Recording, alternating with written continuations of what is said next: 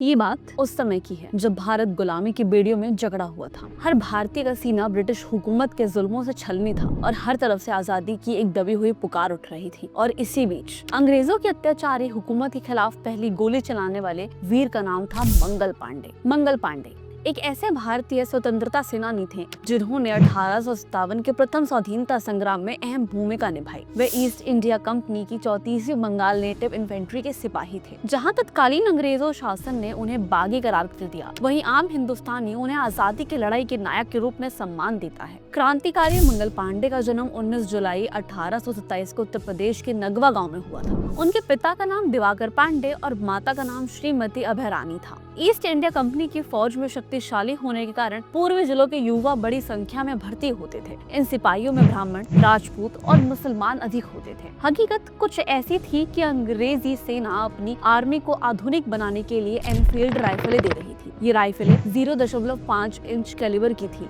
जो दशकों से इस्तेमाल हो रही ब्राउन बेस राइफल के मुकाबले बहुत ज्यादा शक्तिशाली और सटीक थी। फिर उसमें भरे बारूद को बंदूक की नली में डालकर कारतूस को भरना पड़ता था। और जब भारतीय सैनिकों को इस बात का पता चला कि उस कागज के कारतूसों में गौ मांस और सुअर की चर्बी मिली हुई है, तो हिंदू और मुसलमान दोनों का गुस्सा फूट पड़ा। उन्हें लगा कि अंग्रेजी सरकार ने जानबूझकर उनका धर्म भ्रष्ट करने के लिए राइफलें दी हैं। 9 फरवरी 1857 को जब ये नए कारतूस देसी पैदल सेना को बांटे गए, तब मंगल पांडे ने उन्हें लेने से इनकार कर दिया। ब्रिटिश सेना का विरोध करने और अन्य भारतीय सैनिकों को भड़काने के परिणाम स्वरूप मंगल पांडे का हथियार छीन लिया गया और उनकी वर्दी उतारने का आदेश दिया गया। बात है 29 मार्च 1857 की। मंगल पांडे अपने तंबू में बंदूक साफ कर रहे थे, तभी उन्हें भारी संख्या में अंग्रेजी सैनिकों के आने की खबर मिली। मंगल पांडे अपनी तलवार और बंदूक लेकर वाटर गार्डन बिल्डिंग के पास परेड ग्राउंड की ओर दौड़े। वहां उन्होंने अपनी ही रेजिमेंट को विद्रोह के लिए प्रोत्साहित करते हुए कहा कि इन कारतूसों को दांत से काटकर हम अपवित्र हो जाएंगे। अगर कारतूस को दांत से खोलकर अपवित्र नहीं होना है तो विद्रोह करो। और तब उन्होंने एक अमर नारा भी दिया, मारो फिरंगी को। मंगल पांडे ने राइफल छीनने के लिए आगे बढ़े। अंग्रेज अफसर पर गोली चला दी और सार्जेंट मेजर वहीं गिर पड़ा। अपने साथी की हालत देखकर घोड़े पर सवार एक अंग्रेजी अफसर मंगल पांडे की तरफ बढ़ा।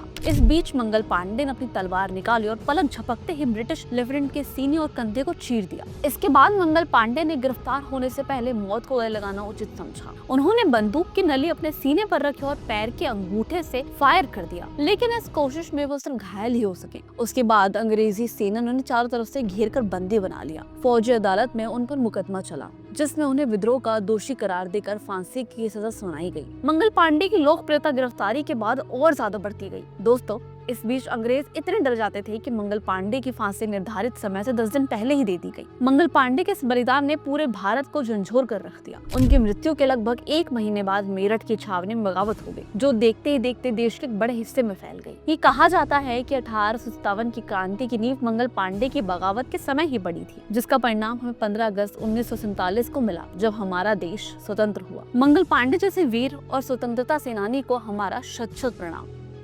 अगर आप मंगल पांडे जी के बारे में और जानना चाहते हैं तो प्रभात प्रकाशन की खास पुस्तकें पढ़ें। आज ही Amazon और फ्लिपकार्ट से ऑर्डर करें।